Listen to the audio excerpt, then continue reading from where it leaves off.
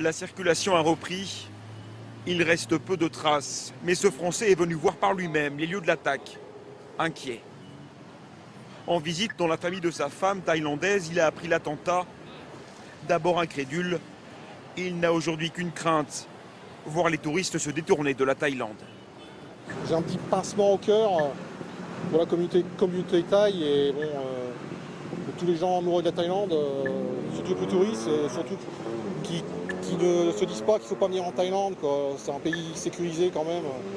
C'est un très bon endroit pour venir en vacances. Ce soir, 24 heures après l'attaque, la zone touristique d'habitude bondée est pourtant presque déserte. Des barrières ont été installées devant les magasins, criblées d'impact.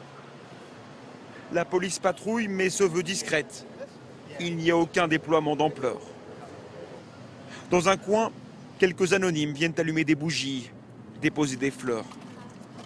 Il y a des Thaïlandais, mais aussi des touristes, comme ces Français venus de régions parisiennes et qui logent juste à côté. On est en train de préparer le dîner quand on a entendu la secousse. Et on a senti le sol vibrer sans comprendre ce qui se passait tout de suite.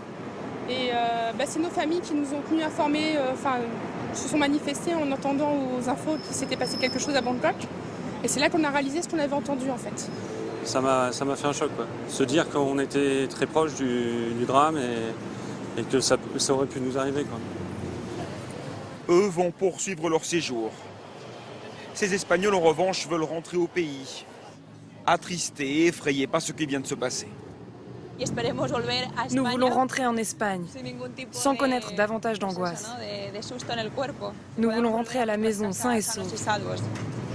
20% de l'économie de la Thaïlande repose sur le tourisme et les répercussions sont déjà bien réelles. La bourse de Bangkok a connu une journée noire. La monnaie nationale a chuté de plus de 7%.